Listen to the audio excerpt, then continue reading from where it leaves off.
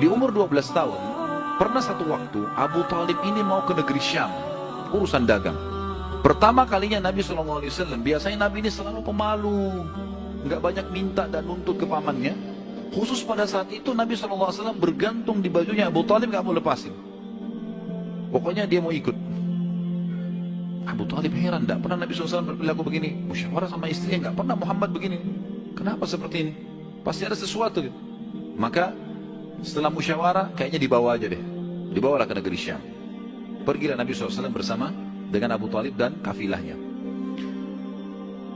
Pada saat mau tiba di negeri Syam, sebelum tiba di negeri Syam, kafilah ini melewatin sebuah gereja, teman-teman sekalian. Dan di situ ada satu pendeta bernama Bahira. Ini riwayat Bukhari Muslim menceritakan masalah itu ya. Dan sampai sekarang di negeri Syam masih ada puing-puingnya gerejanya Bahira ini. Pada saat itu di zaman Nabi SAW ada gereja ini dan sampai sekarang masih ada sisa puingnya. Saya pernah lihat cuplikannya sendiri, ada sisa puingnya di negeri Syam. Tepatnya di Syria ya. Kemudian teman-teman sekalian, pada saat melewatin kafilah ini melewatin gereja, si Bahira ini kepala pendeta di gereja itu memang lagi nunggu informasi tentang Nabi terakhir nih. Dia ngeliat dia di jendela gerejanya, setiap kafilah lewat dilihat sama dia, terutama yang dari Jazirah Arab. Waktu secara kebetulan dengan hikmah ilahi lewat kafilahnya Abu Talib, dan kafilahnya agak berbeda dengan yang lainnya. Kafilah itu berarti 3 unta ke atas ya, baru dinamakan kafilah. 3 ekor unta ke atas baru dinamakan kafilah. Setiap waktu lewat kafilah Abu Talib ini ada awan yang menaunginya. Beda dengan kafilah lain, padahal lagi terik matahari. Dan tidak sengaja kafilah Abu Talib istirahat di sebelah gereja dan ada pohon-pohon kurma yang berderet, itu semuanya seperti menundukkan daun-daunnya ke kafilah itu. Pendeta ini perhatikan, kafilah tanya ini, kirim satu orang, tanya mereka kafilah dari mana? Jawabannya dari Jazirah Arab. Dari mana? Dari kota Mekah.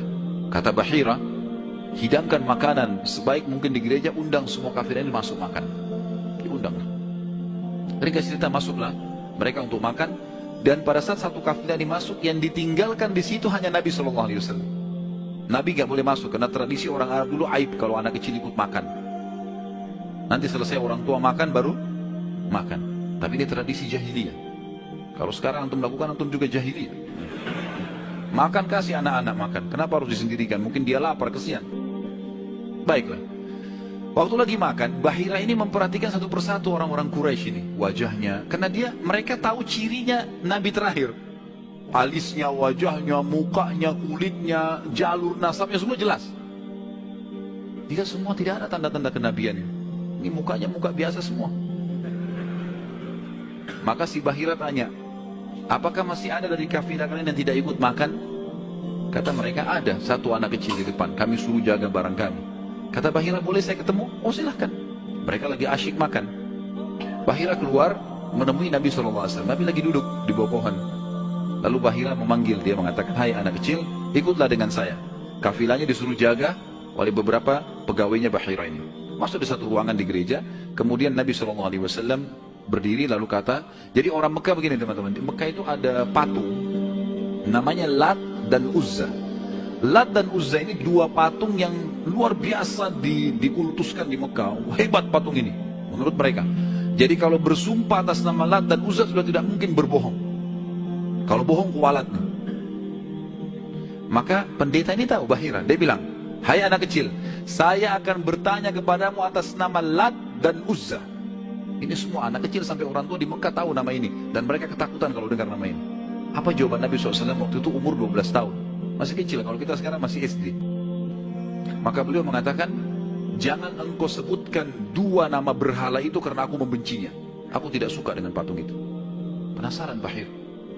Diperhatikan wajahnya, alisnya, matanya Nabi SAW. Perlu teman-teman tahu ya, ciri fisik Nabi SAW itu luar biasa. Tersebutkan secara rinci di Taurat dan Injil. Allah mengatakan dalam Al-Quran, A'udzubillahi minasyaitonirrajim, ya'rifunahu kama ya'rifuna abna'ahum. Orang-orang ahli kitab, terutama Yahudi dan Nasrani ini, maksudnya orang Yahudi dan Nasrani, betul-betul mengetahui Muhammad SAW sebagaimana mereka mengenal anak-anaknya. Karena terinci. Disebutkan dalam hadis, alis Nabi SAW seperti busur panah yang lebar, berwarna hitam dan tebal. Bola mata beliau SAW besar, kelopaknya dan dipenuhi dengan bulu mata yang lebat. Bola matanya putihnya putih bersih, hitamnya hitam pekat. hidungnya yang mancung, bibir, dahi dan pipi yang setara dengan wajah, tidak oval dan juga tidak bulat, gitu kan. Kulitnya sangat putih sampai Nabi SAW pipinya kemerah-merahan. Jadi sangat tampan, luar biasa.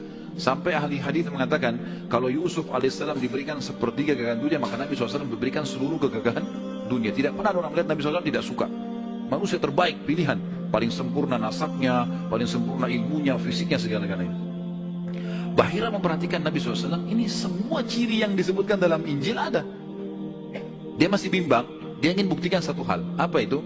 Dalam Taurat dan Injil juga disebutkan Nabi, setiap Nabi itu punya tanda kenabian. Apa tanda kenabian teman-teman sekalian? Sebuah daging yang menggumpal di pundak sebelah kanan. Dan daging itu berwarna merah kehitam-hitaman dan dimiliki atau memiliki bulu yang lebat. Maka Bahira berkata, hai anak kecil, apa kau izinkan saya untuk melihat punggungmu? Dia mengatakan, iya silakan. Dibuka oleh Nabi SAW. Begitu dia lihat tanda itu, lalu Bahira menciumnya dan mengatakan, kaulah orangnya. Tapi garis bawah satu hal ya, tanda ini tanda kenabian. Sudah selesai dengan Nabi Muhammad SAW. Jadi kalau di punggung antum ada dusta semua. Tidak ada hubungannya sama Nabi. Loh ya, karena banyak orang yang ngaku-ngaku Nabi nih. Kata Nabi SAW akan datang 50 dajjal, pendusta. Setelah aku meninggal, mengaku semuanya Nabi. Mereka semua pendusta, aku penutup para Nabi dan Rasul, gitu kan. Karena ada orang mengaku gitu. Jadi ini khas untuk Nabi-Nabi dan sudah ditutup dengan Nabi Muhammad SAW. Sudah habis ceritanya. Nah, jadi kalau ada yang gumpal-gumpal tuh daging ngumpang aja. Pada saat itu, Bahira pun membawa Nabi SAW masuk ke dalam ruangan makan lalu berkata, siapa walinya anak ini? Wali, ya. Siapa walinya anak ini? Kata Abu Talib, saya ayahnya. Abu Talib berkata, paman. Kata Bahira, tidak mungkin kau ayahnya. Anak ini mati ayahnya waktu dia masih 6 bulan di perut ibunya. Pendeta di negeri Syam tahu. Anak ini meninggal ayahnya waktu dia umur 6 bulan di perut ibunya. Dan ibunya meninggal pada saat dia umur 6 tahun. Serta dia dibina dan dididik. Dibina itu maksudnya dikasih, kalau bahasa Arab itu bina itu berarti seperti bangunan itu dibanguni, dididik, dibesarkan dan seterusnya oleh kakeknya sampai umur 8 tahun. Dan kalau kau benar kerabatnya, kau adalah pamannya. Abu Talib kaget, dari mana anda tahu semua itu? Benar. Dia bilang, kami temukan dalam kitab kami. Ketahuilah, keponakan kau ini adalah nabi terakhir yang sedang ditunggu oleh orang-orang. Dan kalau orang Yahudi tahu dia dari turunan Arab, maka pasti mereka akan membunuhnya sebagaimana mereka berusaha membunuh Isa alaihissalam. Kalau mereka tidak suka, mereka tolak. Maka jangan bawa ke negeri Syam, bawa pulang ke Mekah segera.